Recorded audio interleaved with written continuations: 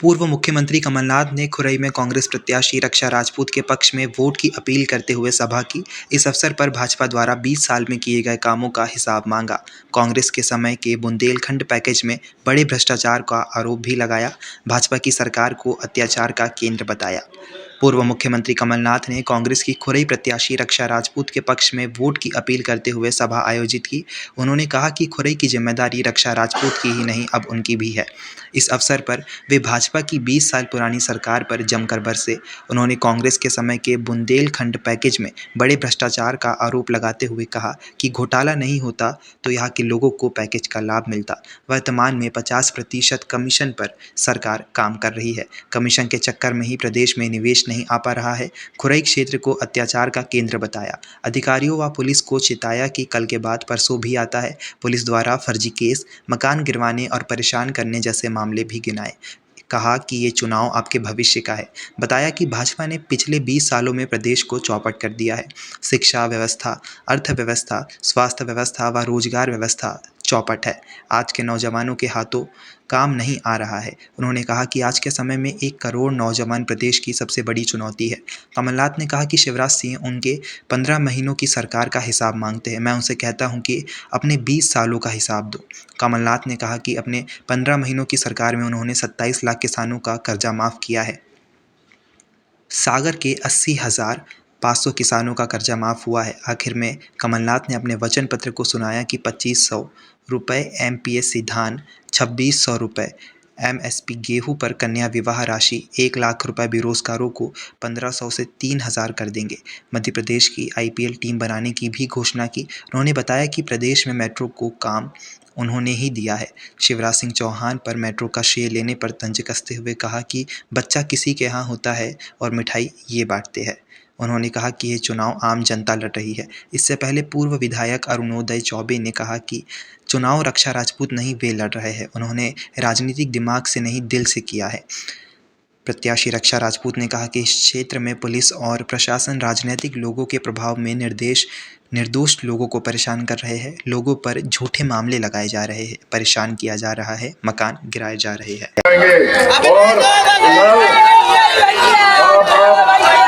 आप ये मत सोचना कि रक्षा की चलेगी, यहाँ पर चलेगी मन्नू भैया की चलेगी जैसी चलती आई है। ठीक है, आप इसकी फिक्र मत करना। अन्नू भैया इस माटी का सपूत है, अपन लोग सब इस माटी के सपूत हैं और आज एक होके ये बदला हमें चुकाना है। बहुत बहुत धन्यवाद। जय हिंद, जय माता। लड़ रही हूँ, ये चुनाव अन्नू भैया लड़ रहे हैं। आज ये इनके साथ जो गलत हुआ है उसकी लड़ाई है। हम अन्नू भैया से भी बोलना चाहते हैं कि भैया आपके साथ बहुत गलत हुआ है। आप शिवराज सिंह जी ने ताला लगाया हुआ है, भर्ती पर ताला लगाया हुआ है।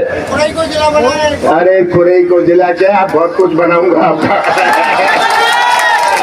छोटी छोटी बातें मत करिए, छोटी बातें मत करिए। चुनाव के बाद आप बड़ी बड़ी बातें करिएगा, क्योंकि गवर्नमेंट आपकी होगी पर तभी होगी अगर 12 दिन बचे हैं। 12 दिन बचे हैं। 12 दिन में 1-1 घंटे आपको भविष्य की रक्षा करनी है। मैं बता रहा था कैसे ताला लगा दिया इन्होंने, शिवराज सिंह जी ने। रोजगार पर ताला, किसानों की मांगों पर ताला, किस पर ताला नहीं लगाया। और ये ताला तब खुलता है इनका जब 50% हम कमीशन दे रहे हैं, तब इनका ताला खुलता है। और मैं तो शिवराज सिंह से पूछता हूँ कि कहते हैं कमलनाथ ने क्या किया, मैं बताऊंगा क्या किया। शिवराज सिंह जी खड़े हो जाइए आप इधर आकर जनता के सामने। आप 18 साल का हिसाब दे दो, मैं अपने 15 महीने का हिसाब दे दूंगा। और शिवराज सिंह ने दिया क्या? महंगाई दी। अब तो फिर से गैस सिलेंडर का भाव कल से बढ़ा दिया। सही है, ये शिवराज सिंह ने महंगाई दी, बेरोजगारी दी, भ्रष्टाचार दिया। पर एक और चीज शिवराज सिंह ने दी, घर घर में दारू दी। हाँ, ये शिवराज सिंह की देन है। ये आज प्रदेश की तस्वीर आप सबके सामने। प्रदेश की तस्वीर आप सबके सामने है। ये तस्वीर अपने सामने रख लीजिए। कमलनाथ का साथ मत देना, कांग्रेस का साथ मत देना, पर ये तस्वीर रख के सच्चाई का साथ दीजिएगा, सच्चाई का साथ दीजिएगा। तो हम आपका भविष्य, पूरे का भविष्य, पर आगे आने वाली पीढ़ियों का भविष्य भी हम सुरक्षित रखेंगे। तो मैं तो आपसे निवेदन करता हूँ कि सच्चाई का साथ दीजिएगा। हमारी सरकार बनी थी, 15 महीने के लिए सरकार बनी थी, सौदा हो गया। 15 महीनों में से 2.5 महीने तो आचार संहिता और लोकसभा चुनाव ने किया। मेरे पास 11.5 महीने थे। हमने अपनी नीति और नियत का परिचय पूरे प्रदेश को दिया। हमने कौन सी गलती करी? अगर 27 लाख किसानों का कर्जा माफ किया, कौन सी गलती करी मैंने? हमने सागर जिले में 80,500 किसानों का कर्जा माफ किया। कर्जा माफ हुआ पहली किश्त में, और आ जाए फिर से सरकार अपनी। बाकी किसानों का कर्जा हमने तो दूसरी किस्त चालू कर दी थी कि बाकी किसानों का भी कर्जा माफ हुए, पर हमारी सरकार नहीं रही। मैं मुख्यमंत्री था, मैं भी सौदा कर सकता था। मेरे पास विधायक आते थे, हमें इतने पैसे मिल रहे हैं, मैंने उन्हें कहा मौज कर लो, मैं पैसा देने वाला नहीं हूँ, मैं सौदा करके कुर्सी पर नहीं बैठूंगा। हमारी सरकार नहीं रही। कौन सा पाप मैंने किया कि 1000 गौशाला बनाई? 11 महीने में मैंने 1000 गौशाला बनाई। कौन सा पाप मैंने किया? आज घर जाके अपने बिजली का बिल देखिएगा, आपको हमने 100 यूनिट 100 रुपए में दिए। हमने पेंशन बढ़ाई, कौन सी गलती मैंने करी? कौन सा गुनाह मैंने किया?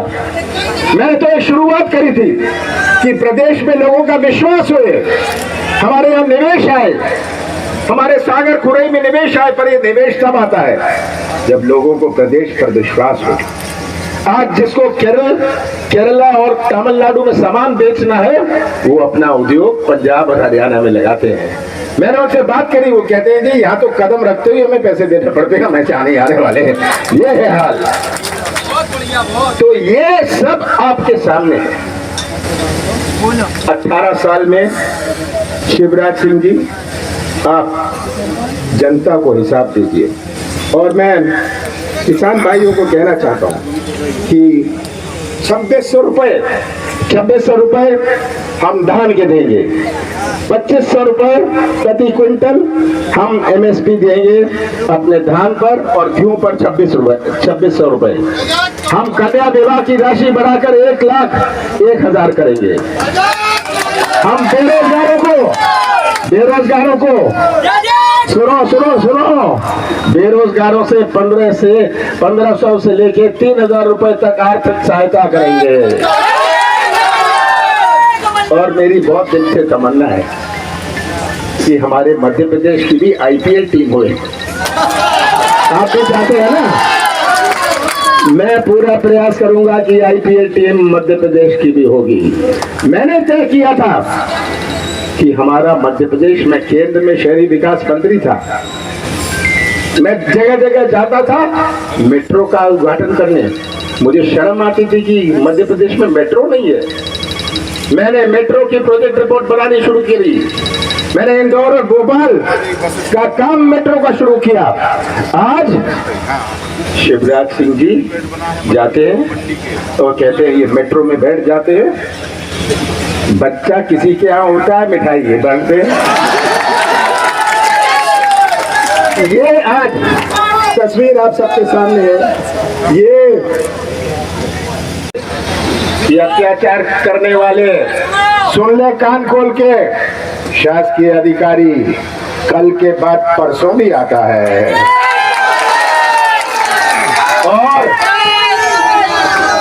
और आप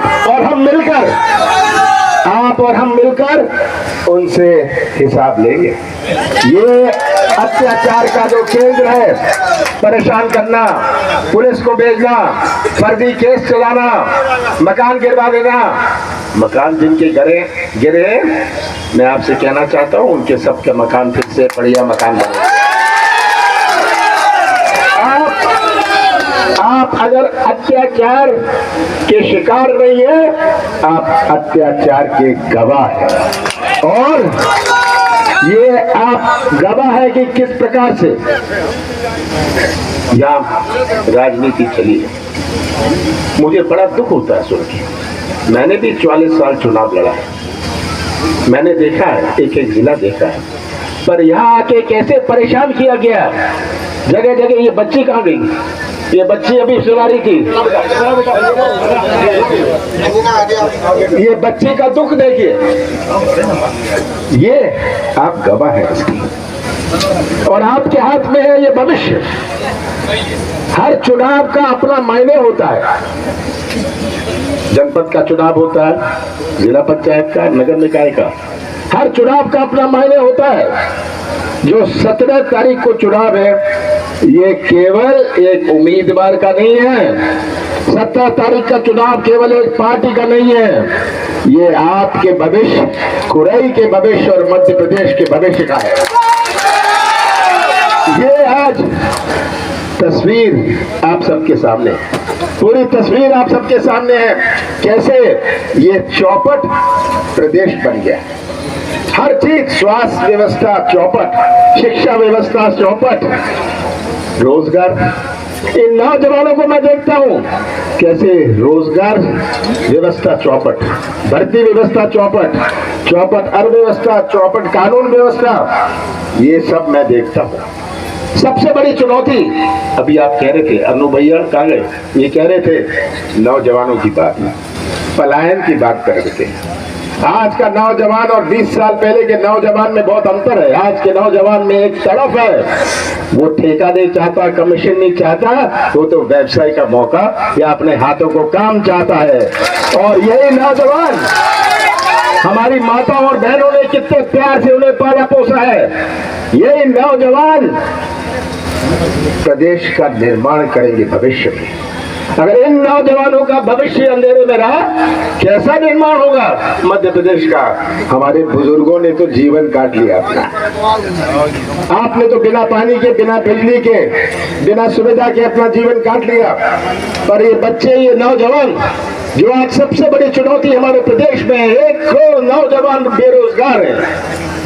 1 करोड़ नौजवान, कोई मंदिर या मस्जिद में जाने से रोजगार के नए मौके नहीं बनने वाले हैं। ये तो तब बनते हैं कि एक माहौल बने, योजनाएं आए, और योजनाओं में आपको काम मिले, कोई गाड़ी चला ले, कोई ढाबा खोल ले, पर अगर 50% कमीशन देनी पड़ती है तो वो किसका भला कर सकते हैं? ये 50% की, ये 50% का जो कमीशन है, आज ये आप सबके सामने है।